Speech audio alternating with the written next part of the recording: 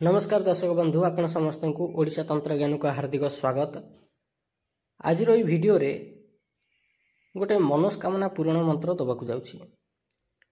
जेहेतु एबे मोर किछि विशेष प्रकार साधना चली से वीडियो विशेष पकई होनी। यही 2 दिन तले ध्यान रे बसिथिबा समय गोटे एमिति मंत्र आसिला जार खोज शक्ति द्वारा कला पर जना पड़िला जे एटा बहुत शक्तिशाली मंत्र। वर्तमान जेनेरेशन पिला मानकर प्रोब्लेम होउछि एमाने समस्या रे पड़िले निज आपणार लोकंक ठारू बेसी बाहर लोकंकु भरोसा करंती, बाहर लोकंकर सजेशन नबाकू बेसी पसंद करंती।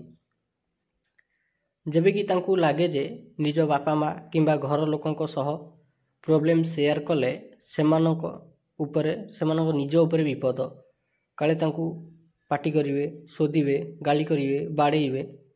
किंतु वास्तव कथा होउछि आम निज प्रोब्लेम निज घर देवता सह शेयर कले सेठिरु तुरंत मुक्ति मिले। केमिति आम जो स्थान रे रहुछे सेठी 4 प्रकार देवता वास करती। अर्थात आम कहि परिबा जे प्रत्येक घर 4टी देवतांकर अधीन रे थाए। प्रथम हेले ग्राम देवता, तापरे स्थान देवता, तापरे वास्तु देवता आउ तापरे कुल देवता। प्रत्येक गाँव रे जड़े इष्ट देवता कर मंदिर थाए। अनेक वर्ष धरिक पूजा पाई आसुथा से मंदिर रे ताकू कह जाए ग्राम देवता। से ग्राम रो क्षेत्रपाल जी ताकू स्थान देवता कह जाए। आजिका समय तो क्षेत्रपालंकर विशेष मंदिर देखा मिलूनी, किंतु आग काल रे प्रत्येक गाँव कौन ना कौन बरगछ तले कि ओस्त गछ तले जड़े जड़े देवी देवता को स्थापित करा जाउथिला और तांकू पूजा करा जाउथिला। तांकू कहा जाउथिला क्षेत्रपाल। किंतु जेतेबेले मॉडर्नाइज होइगला, अर्थात आमे देखिबा 1800 मसीहा परे परे जेतेबेले वैष्णव धर्मर प्रचार प्रसारटा टिके बेसी आगु को बढ़ीगला, सेतेबेले प्रत्येक गाँव रे भागवत टुंगी होइगला, जहाकू भागवत घर कहा जाए। वैष्णव परंपरा आसीबा परे परे भागवत घर जो हैला सेठी राधाकृष्ण को स्थापित करागला। प्रथमे ग्राम देवता थिला, क्षेत्रपाल थिले स्थान देवता रूप रे।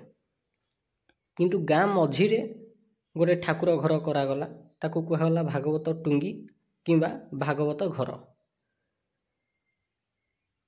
एबे तो क्षेत्रपाल को पूजा करा जाउनी, सेई भागवत घरे थिबा ठाकुर को ठाकुराणी की पूजा करा जाउची। ग्राम देवता गले, तापरे स्थान देवता गले, तापरे होछंती वास्तु देवता। वास्तु देवता कोठी रहंती? आमे जो घरे रहुचे से घरर वास्तु उपरे जेतेबेले घर प्रतिष्ठा करा हुए, से घरर वास्तु उपरे जो देवता मानकू आवाहन करा ही थाए रक्षा पाइका, तांकू सेठी स्थापित करा जाई थाए रक्षाकर्ता भाबरे। जो देवी देवता रक्षाकर्ता भावरे आम घरर प्रतिष्ठा समय स्थापित होकर रही था कहुए वास्तु देवता। कौन कहुए? वास्तु देवता।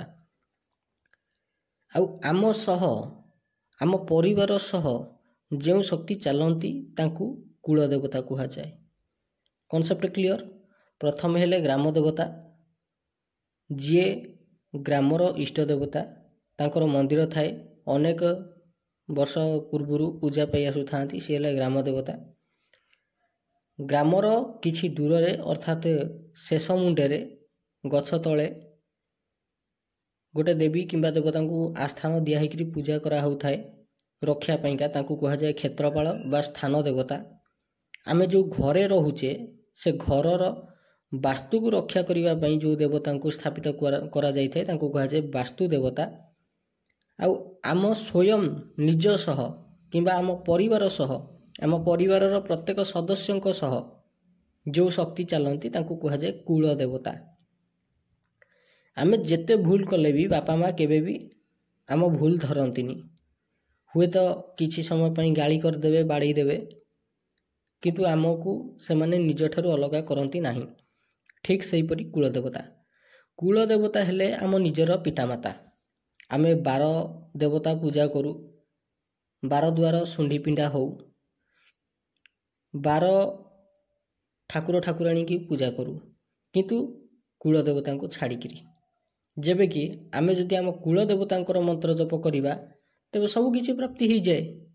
ଅଧିକାଂଶ ଲୋକଙ୍କ ଘରେ ଝଗଡ଼ା ଅକାଳ ମୃତ୍ୟୁ ହେବାର କାରଣ ହେଉଛି ସେମାନଙ୍କର କୂଳଦେବତା ରୁଷ୍ଟ ଥାଆନ୍ତି। ଏଣୁ ଯଦି ପ୍ରତ୍ୟେକ ଦିନ କୂଳଦେବତା ମନ୍ତ୍ର ଜପ କରାଯାଏ ତେବେ ନିଶ୍ଚୟ ସମସ୍ତ ଦୁଃଖ ଦୁର୍ଦ୍ଦଶାରୁ ମୁକ୍ତି ମିଳିଯିବ, ଏଥିରେ ସନ୍ଦେହ ନାହିଁ। ପ୍ରାୟ ଲୋକଙ୍କ ଘରେ କଳି ଝଗଡ଼ା ଲାଗିବାର କାରଣ କ'ଣ? ସେମାନଙ୍କର କୂଳଦେବତା ରୁଷ୍ଟ ଅଛନ୍ତି କିମ୍ବା ତାଙ୍କ କୂଳଦେବତାଙ୍କୁ ବନ୍ଧନ କରି ଦିଆଯାଇଛି। ଯଦି କାହା ଘରେ ବାରମ୍ବାର ଅକାଳ ମୃତ୍ୟୁ ହେଉଛି, ବଡ଼ ଥାଉ ଥାଉ ସାନ ପିଲାମାନଙ୍କର ଅକାଳ ବିୟୋଗ ହୋଇଯାଉଛି, ତାମାନେ କ'ଣ ସେଠି ତାଙ୍କର କୂଳଦେବତା ରୁଷ୍ଟ ଅଛନ୍ତି କିମ୍ବା କୂଳଦେବୀ ପ୍ରସନ୍ନ ନାହାନ୍ତି, କିମ୍ବା କୌଣସି ତାନ୍ତ୍ରିକ ସେମାନଙ୍କର କୂଳଦେବୀ ଦେବତାଙ୍କୁ ବାନ୍ଧିକିରି ତାଙ୍କ ବିରୁଦ୍ଧରେ ଚଲାଉଛନ୍ତି। ଓଭିୟସଲି କ୍ଲିଅର କଟ୍ କଥା। ତେବେ ମନରେ ପ୍ରଶ୍ନ ଉଠିବ ଯେ ଆମର କୂଳଦେବତା କିଏ? ଆମ କୂଳଦେବତା କିଏ ସେ ବିଷୟରେ ଜାଣିବା ଆବଶ୍ୟକତା ନାହିଁ। କୂଳଦେବତାଙ୍କୁ ପ୍ରସନ୍ନ କରିବା ପାଇଁ ତାଙ୍କ ମନ୍ତ୍ର ଜପ ହିଁ କାଫି। ଆଜି ଯେଉଁ ମନ୍ତ୍ର ସାଧନା ଦେବି ତଦ୍ୱାରା ଆପଣ ନିଜ କୂଳଦେବତାଙ୍କ ଠାରୁ କୌଣସି ଜିନିଷ ମାଗିକିରି ପ୍ରାପ୍ତି କରିପାରିବେ, ନିଜ ଇଚ୍ଛା ନିଜ କାମନା କହିପାରିବେ, ଯଦ୍ୱାରା ଦେଖିବେ ଖୁବ୍ ଶୀଘ୍ର ସେ କାମନା ପୂର୍ଣ୍ଣ ହୋଇଯିବ। ଆପଣ ଏଇଟାକୁ ୱିଶ୍ ଫୁଲଫିଲିଂ ମନ୍ତ୍ର ବି କହିପାରିବେ। ଆପଣ ଯାହା ଚାହିଁବେ ଆପଣଙ୍କର କୂଳଦେବତାଙ୍କୁ ମାଗିଲେ ସିଏ ତାକୁ ପୂରଣ କରିଦେବେ। ଆପଣଙ୍କର ଯାହା ବି ଇଚ୍ଛା ଅଛି ସେ ଇଚ୍ଛାଟାକୁ ତାଙ୍କ ସାମ୍ନାରେ ବ୍ୟକ୍ତ କରିବା ମାତ୍ରକେ ସେ ଇଚ୍ଛାଟାକୁ ପୂରଣ କରିଦିଅନ୍ତି। ଯାକୁ କୁହାଯାଏ କୂଳଦେବତା ଇଚ୍ଛା ପୂର୍ତ୍ତି ସାଧନା। ଏଥିପାଇଁ ଆବଶ୍ୟକୀୟ ସାମଗ୍ରୀ କ'ଣ? ଆଚ୍ଛା, ଏଠି ମୁଁ ସାଧନା କଥା ଉଠେଇଲି, ୟା ମାନେ ନୁହେଁ ଯେ ଗୋଟେ କିଛି ଭୀଷଣ ଜିନିଷଟା ହେଇଥିବ, ଗୋଟେ ତପସ୍ୟା କରିବ, ସେମିତି କିଛି ନୁହେଁ। ବହୁତ ସିମ୍ପୁଲ ପୂଜା। ଖାଲି ଭିଡ଼ିଓଟିକୁ ଶେଷ ପର୍ଯ୍ୟନ୍ତ ଦେଖନ୍ତୁ, ଶେଷ ବେଳକୁ ଆପଣଙ୍କ ମନରେ ଆଉ କିଛି ଭୟ ନଥିବ। ଏଥିପାଇଁ ଯେଉଁ ଆବଶ୍ୟକୀୟ ସାମଗ୍ରୀ କ'ଣ? ଗଳି ଗୁଆ, ଯେଉଁଟାକି ପୂଜା ସାମଗ୍ରୀ ଦୋକାନରେ ବିକ୍ରି ହୁଏ। ଆଉ ଗୋଟେ ହେଉଛି ରକ୍ଷାସୂତ୍ର। ରକ୍ଷାସୂତ୍ର କେଉଁଟା? ଯେତେବେଳେ ସରସ୍ୱତୀ ପୂଜା ଗଣେଶ ପୂଜା ସମୟରେ ବ୍ରାହ୍ମଣ ଆମ ହାତରେ ବାନ୍ଧନ୍ତି ଗୋଟେ ସୂତାଟା, ତାକୁ କହନ୍ତି ରକ୍ଷାସୂତ୍ର। ସେଟା ବି ପୂଜା ସାମଗ୍ରୀ ଦୋକାନରେ ମିଳିଯିବ। ଧୂପ ଦୀପ, ତାପରେ ଭୋଗ ନିଜ ଇଚ୍ଛା ଅନୁସାରେ କଦଳୀ, ଉଖୁଡ଼ା, ଘିଅ ମହୁ କିମ୍ବା କ୍ଷୀରରେ ତିଆରି ମିଠା, କ୍ଷୀରି, ଯାହା ଆପଣଙ୍କର ଇଚ୍ଛା, ପିଠା ମିଠା ଯାହା ଆପଣଙ୍କ ଇଚ୍ଛା ଆପଣ ଭୋଗ ଲଗାଇ ପାରିବେ। ତାପରେ ଚନ୍ଦନ ଆଉ ଅକ୍ଷତ। ଅକ୍ଷତ ମାନେ କ'ଣ? ଅକ୍ଷତ ଅରୁଆ ଚାଉଳ, ଯେଉଁଟା ଭାଙ୍ଗି ନଥିବ, ଅଭଙ୍ଗା ଅରୁଆ ଚାଉଳ, ଯେଉଁ ଅରୁଆ ଚାଉଳଟା ଭାଙ୍ଗି ନଥିବ, ଗୋଟା ଥିବ, ତାକୁ କହନ୍ତି ଅକ୍ଷତ ଅରୁଆ ଚାଉଳ। ଯେକୌଣସି ରଙ୍ଗର ଆସନ ହେଲେ ଚଳିବ, ଯେକୌଣସି ରଙ୍ଗର ବସ୍ତ୍ର ପିନ୍ଧିଲେ ଚଳିବ, କେବଳ ବ୍ଲୁ ଆଉ ବ୍ଲାକ୍କୁ ଛାଡ଼ିକିରି। ଏହି ସାଧନା କରିବା ସମୟରେ ବ୍ଲୁ କଲର ଆଉ ବ୍ଲାକ୍ କଲର ବସ୍ତ୍ରକୁ ବର୍ଜନ କରିବେ। କେମିତି କରିବେ ଏହି ସାଧନା? ଏହି ସାଧନା ଅମାବାସ୍ୟା ତିଥିରୁ ଆରମ୍ଭ କରିପାରିବେ। ଏହି ସାଧନା ଉଭୟ ସକାଳେ କରିପାରିବେ, ରାତିରେ କରିପାରିବେ, ନଚେତ ଦୁଇଟାକ ଟାଇମ୍ କରିପାରିବେ। ଯେତେବେଳେ ଆପଣ ଚାହିଁବେ ସେତେବେଳେ କରିପାରିବେ। ଅମାବାସ୍ୟା ଦିନ ଶୁଭ ତିଥିରେ ପୂର୍ବ ଦିଗକୁ ମୁହଁ କରିକିରି ବସିବେ, ଗାଧେଇ ପାଧେଇକିରି। ସାମ୍ନାରେ ଗୋଟେ ପ୍ଲେଟ୍ ଉପରେ ଫୁଲର ପାଖୁଡ଼ା କିଛି ବିଛେଇ ଦେବେ, ଧୂପ ଦୀପ ଜଳେଇ ଦେବେ, ଗୋଟେ ଗୁଆ ଉପରେ ରକ୍ଷାସୂତ୍ର ଗୁଡ଼େଇ ଦେବେ। ତାପରେ ସେଇ ଗୁଆକୁ ଧରିକିରି 108 ଥର ଓମ୍ ହ୍ରିମ୍ କୂଳ ଦେବତାୟ ନମଃ ଏ ମନ୍ତ୍ରକୁ 108 ଥର ଜପ କରିଦେବେ। କୂଳଦେବତା ସାଧନାରେ ଅଲଗା ମନ୍ତ୍ର ଦେଇଥିଲି, ଏଇଟା କୂଳଦେବତା ଇଚ୍ଛାପୂର୍ତ୍ତି ମନ୍ତ୍ର, ତ ଏଠି ଅଲଗା ମନ୍ତ୍ରର ବ୍ୟବହାର କରାଯିବ। ଏଠି ଓମ୍ ହ୍ରିମ୍ କୂଳଦେବତାୟ ନମଃ ଏ ମନ୍ତ୍ରକୁ 108 ଥର ଜପ କରିବେ, ସେ ଗୁଆଟାକୁ ଡାହାଣ ହାତରେ ଧରିକିରି। ତାପରେ ସେଇ ଗୁଆଟିକୁ ଫୁଲ ପାଖୁଡ଼ା ଉପରେ ରଖିଦେବେ।